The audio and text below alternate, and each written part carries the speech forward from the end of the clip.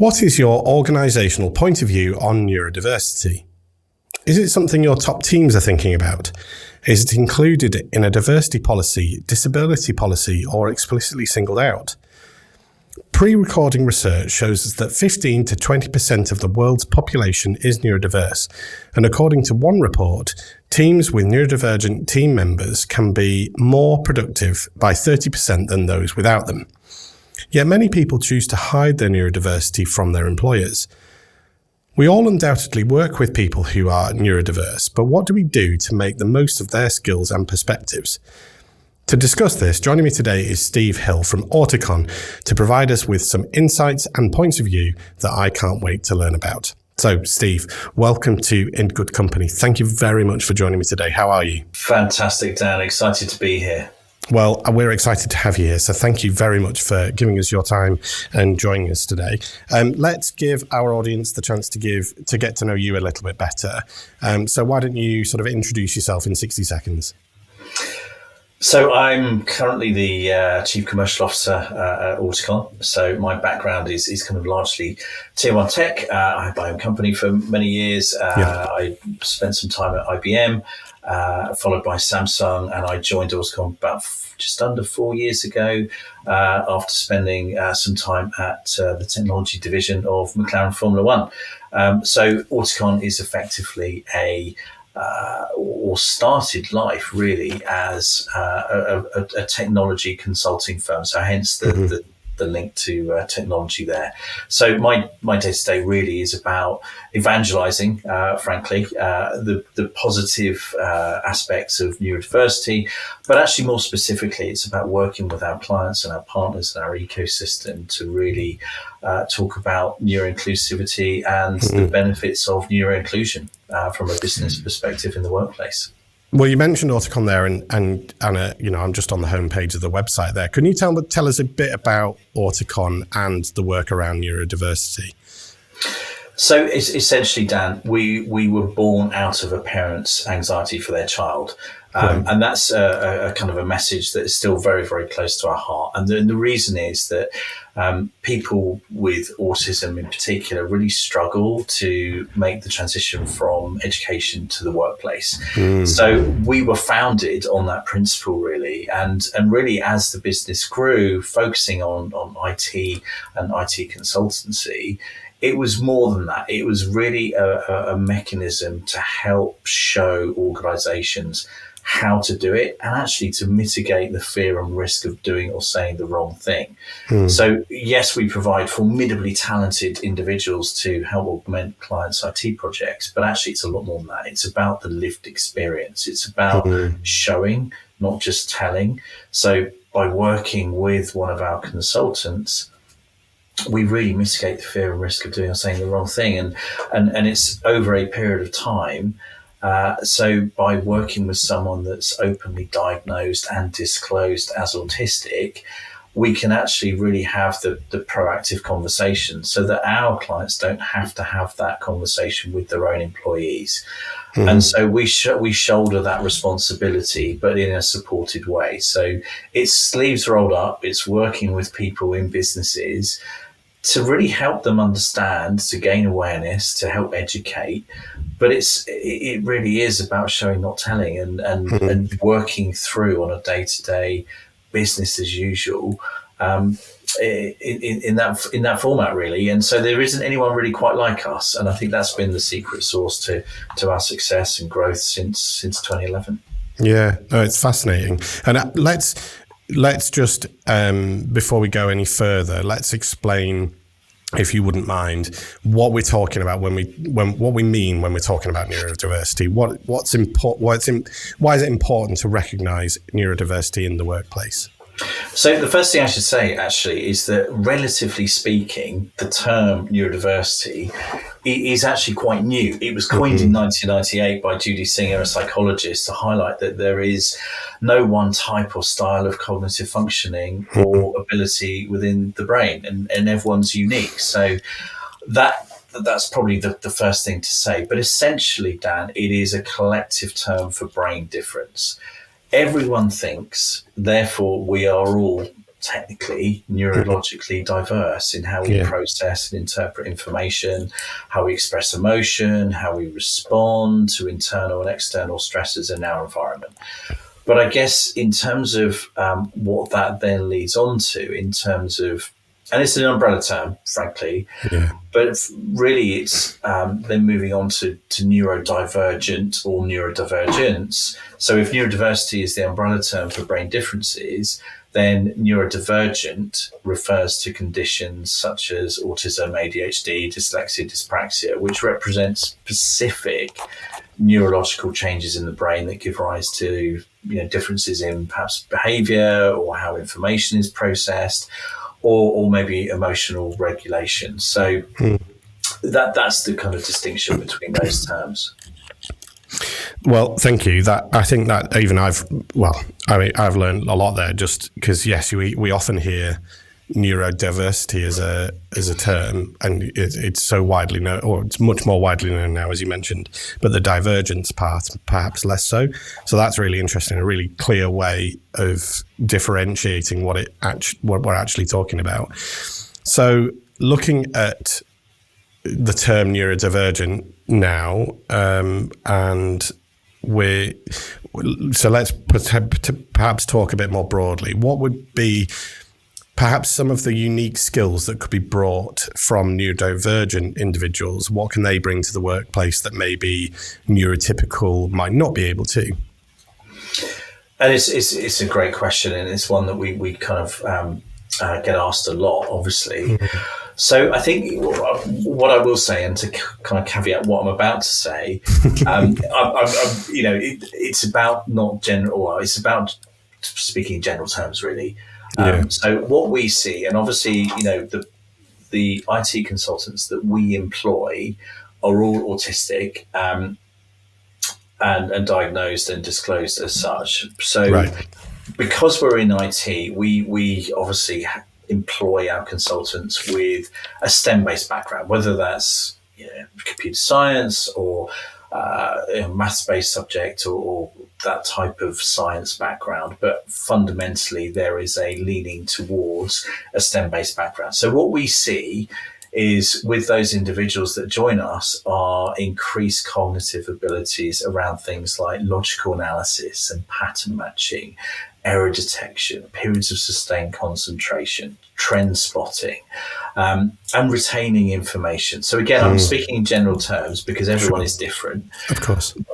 But from that perspective, what we test for that, we have our own, and it's not a pass or fail when people come through the recruitment process to join us, but we test for those cognitive abilities. And it's really to supplement the technical tests that we do. And again, it's not a pass or fail from a technical perspective.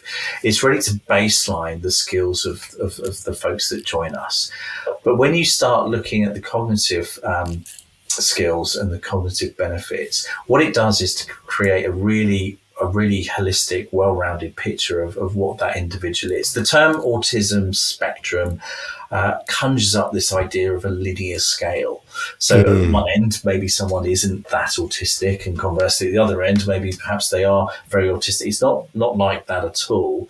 And it's more about what we term as a spiky profile. So some of the qualities that I just mentioned are maybe more pronounced in some people than others. And then when we talk about the wider kind of population of people that are autistic, not everyone that's autistic is destined for a career in IT, far from it. So it's really about understanding the kind of profile of that individual. And frankly, what that does is to allow us to, or gives us the kind of visibility to help place those individuals into the right types of projects. So, for example, is this a big team or is it a small team? Is it a fast-paced team? Is it business as usual? Is it more innovation-based? And that's, into the weeds a little bit, but also, you're talking about what sector is our client in? Is it professional services? Is it, financial services? Is it transport, energy? And all of those things come together in a way that allows us to actually think, well, that person is ideally suited for that type of role. And it's more of a Right. skills-based assessment in some ways, or skills-based placement. So if you flip that on its head, who wouldn't want skills-based hiring, and what a benefit that would be to organizations? It's quite unique. So it's really about just leveraging the skills of the individual and making sure that they're in a role that really is a good fit for that individual, which can only be a positive thing, I think.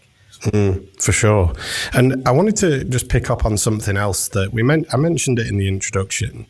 And it's, again, because it is not difficult. It is, there's a trap that can be fallen into with that generalization. And one thing we mentioned in the intro was that statement about which a report comes from teams with neurodivergent members can be 30% more productive than those without. What's your reaction when you hear that phrase, like that statement? What is that something that you've witnessed? Is that would you agree with that statement?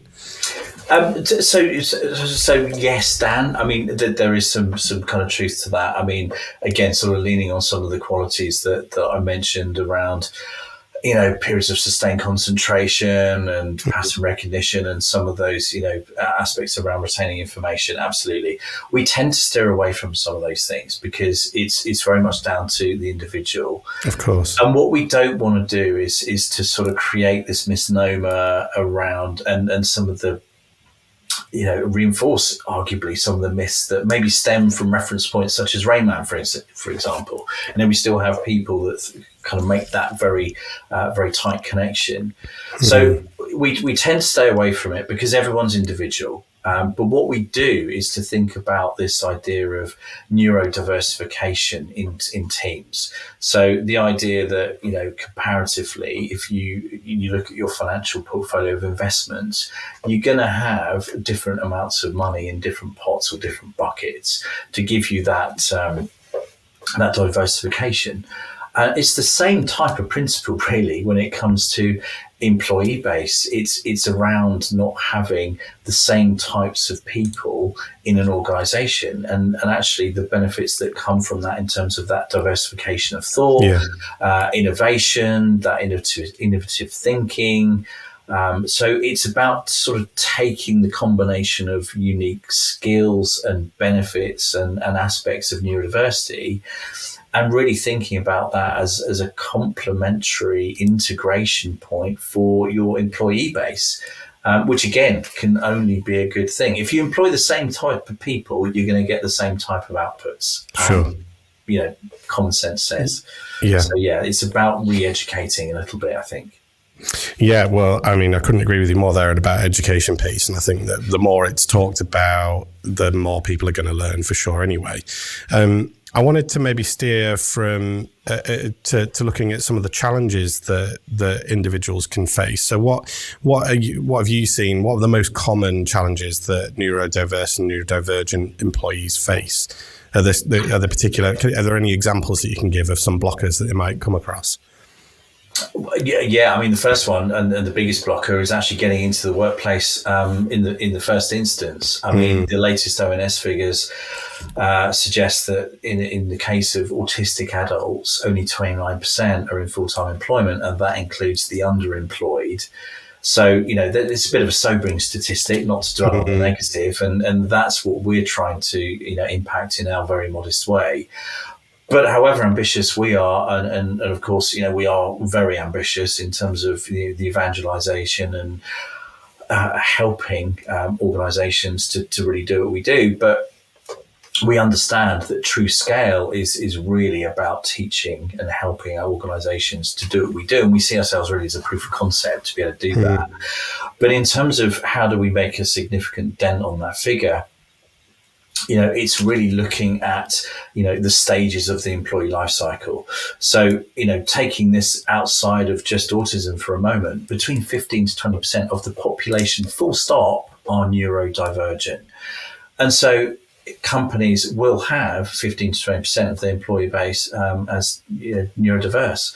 So fundamentally, that's the starting point for us. That's about enabling the organisation and enabling the people in it through awareness and education, but also taking that to the organisational level. It's about really understanding and maybe revisiting the processes, the practices, the procedures, the materials. So I'll give you an example, Dan, to your point, and it's really about things like job descriptions. If we're looking at the very beginning of the recruitment process, so quite often, you would naturally see requires 5 years experience in software development or Python or a particular tool or platform, whatever it might be. Yeah.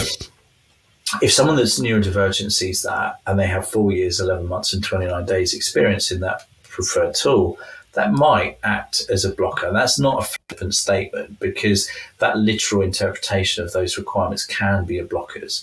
And then if you think about the typical interview process, there is no correlation between how well someone can articulate and arguably embellish what they've done, how they've done it, to what level, and how that would turn into the day-to-day success and output levels of that person in that role.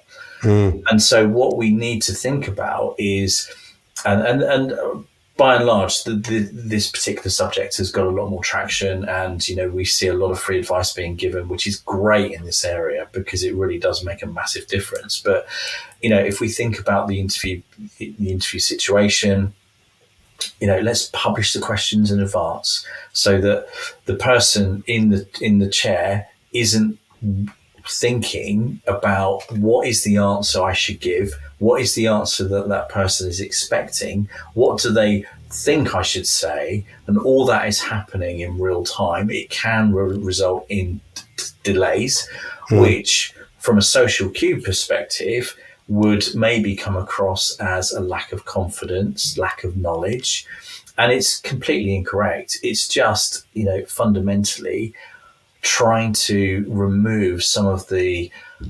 blockers in that particular situation.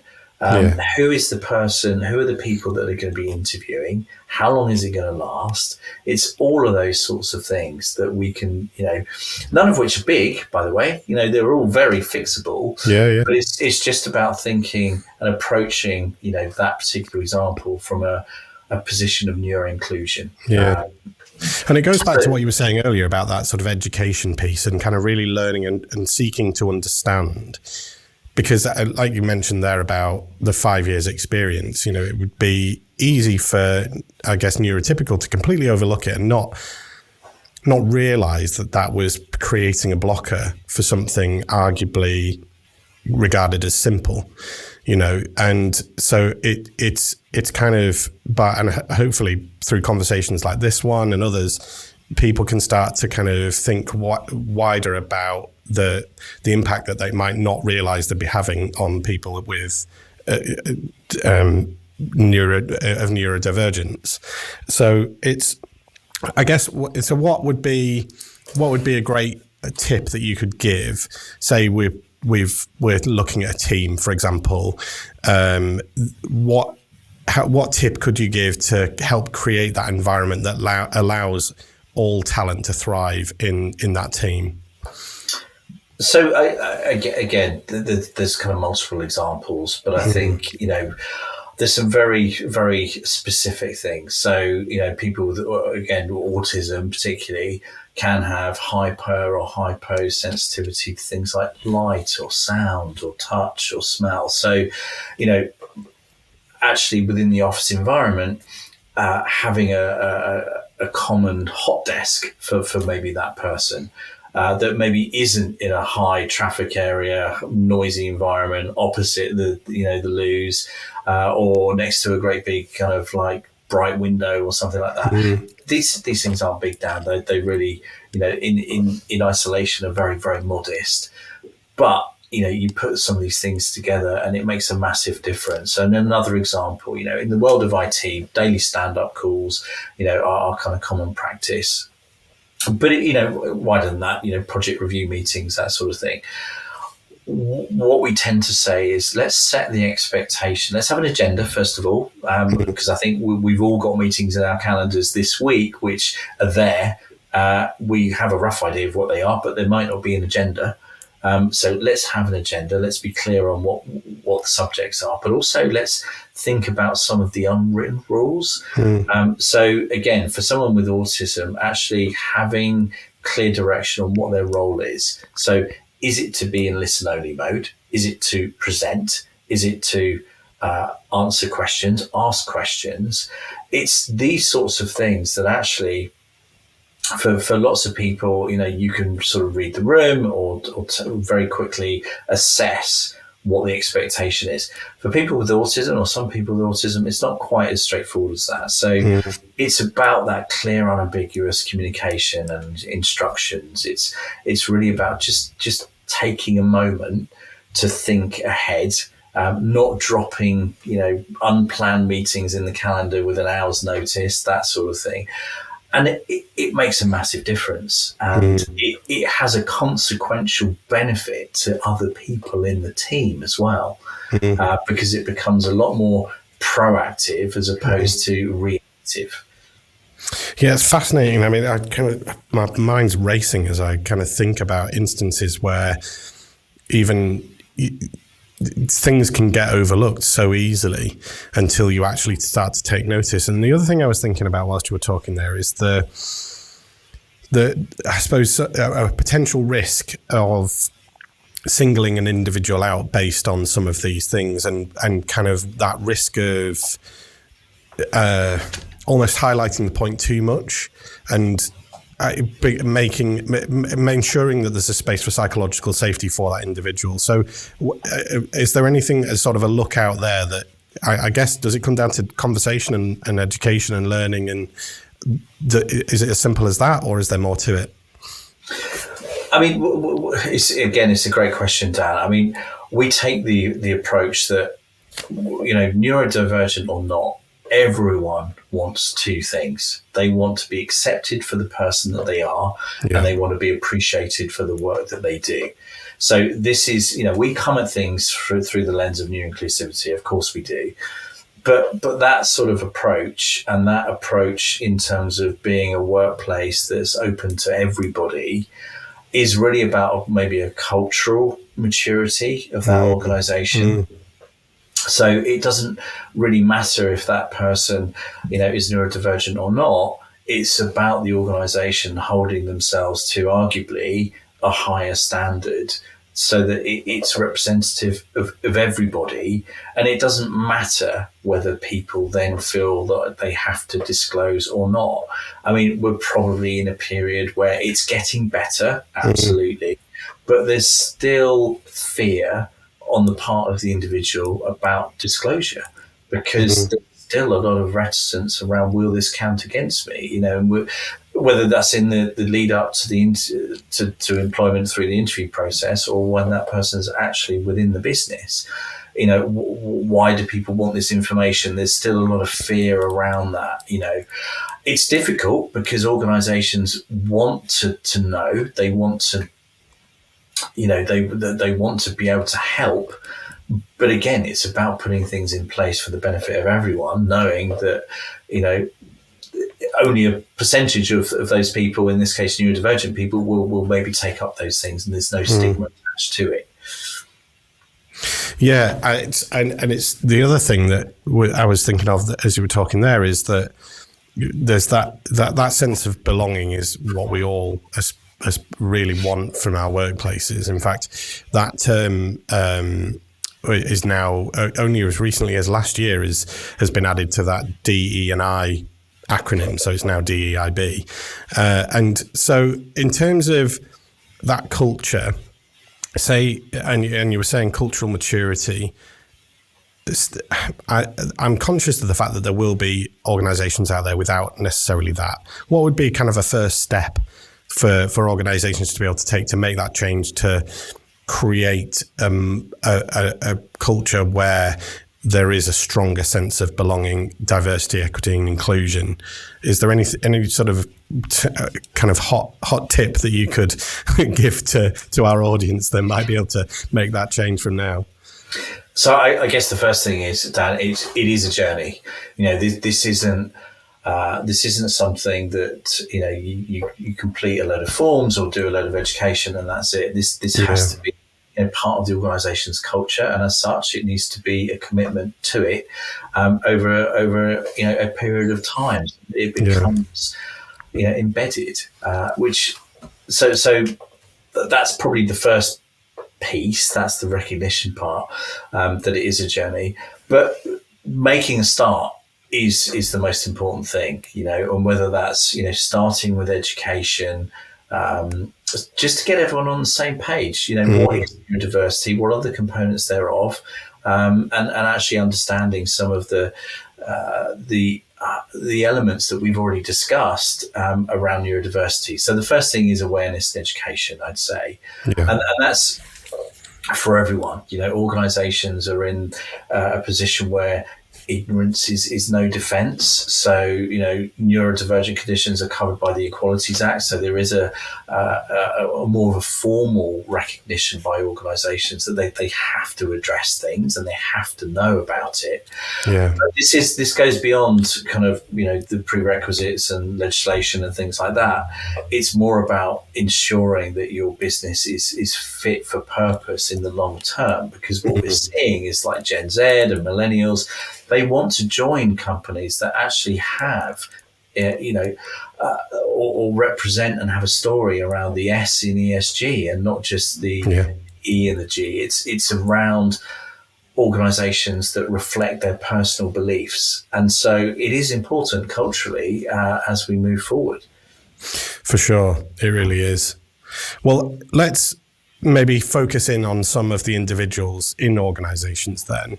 And maybe we can give some sort of tangible takeaways from this that they can either start on their journey with. So let's think about individual leaders that or managers that are responsible for people who are neurodiverse or neurodivergent.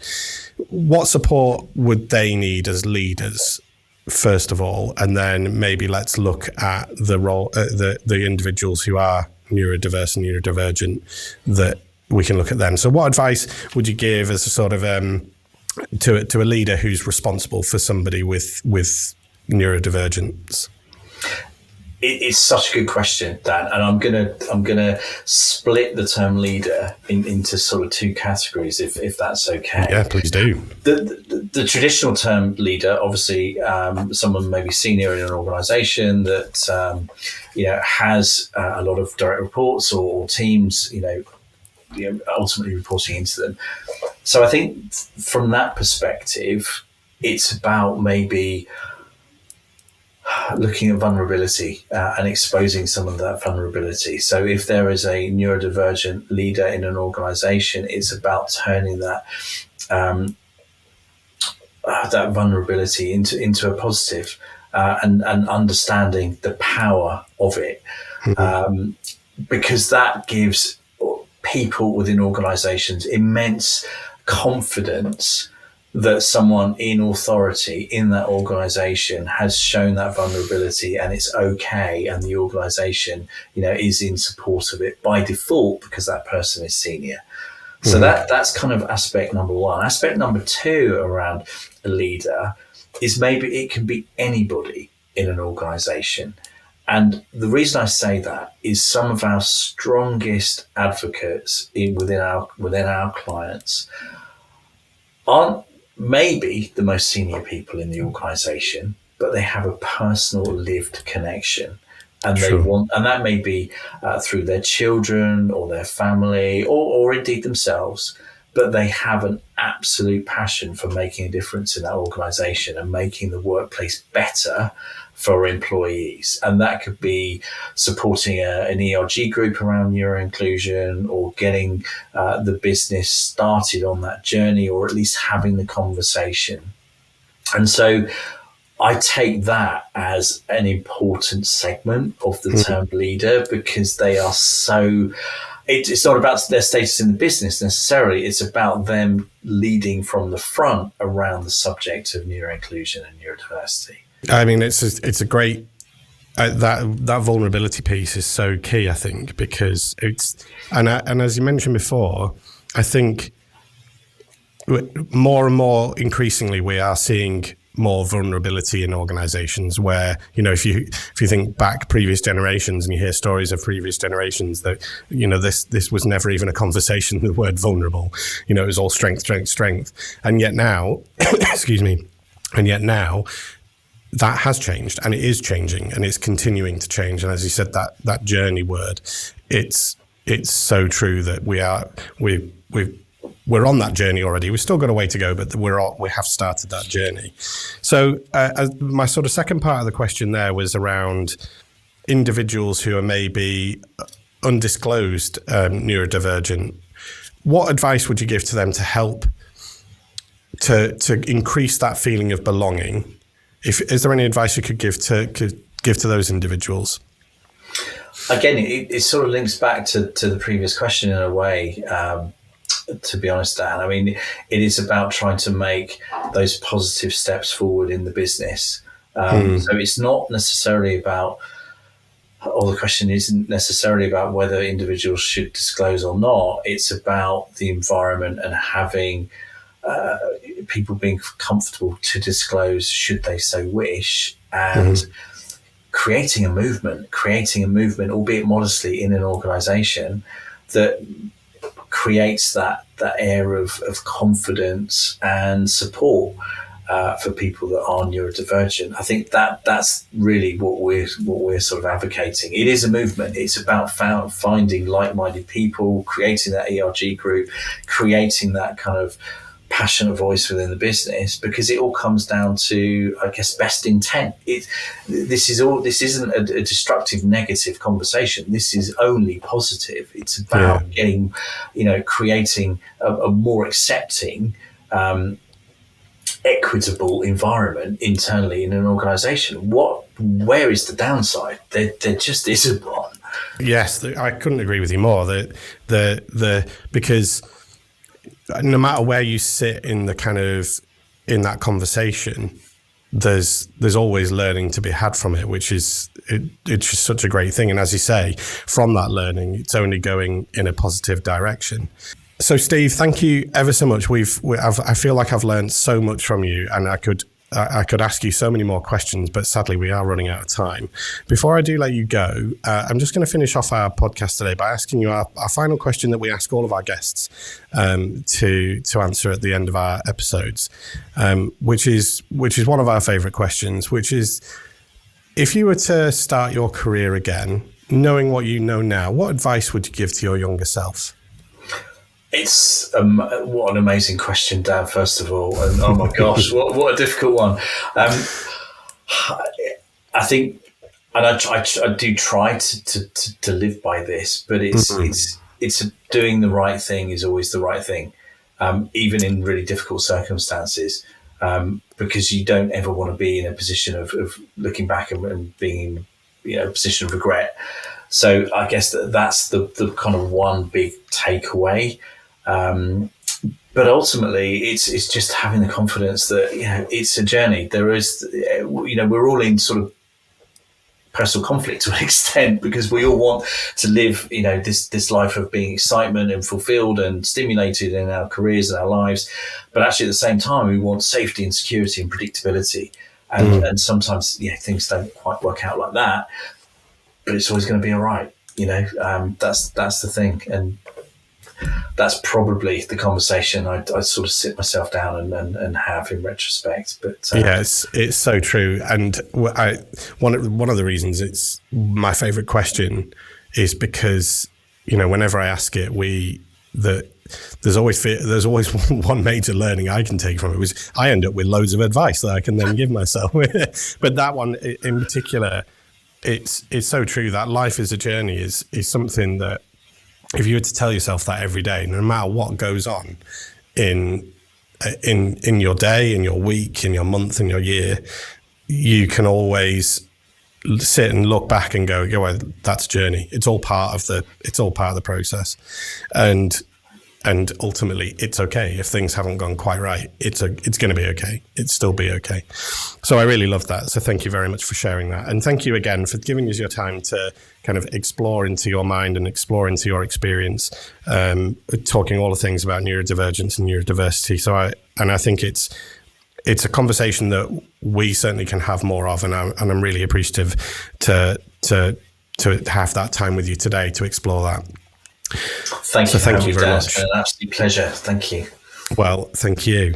So that just leaves me to say that if you'd like to find out any more about Steve or Auticon, or you'd like to connect with us on LinkedIn, or if you'd like to find out more about Impact, you'll find all of the links that you need in the description of where you found today's episode. And of course, don't forget to go back and either watch or listen to our back catalogue of episodes. There's loads of great ones there. So thank you again once more to Steve Hill for joining me today. And until the next time, take care.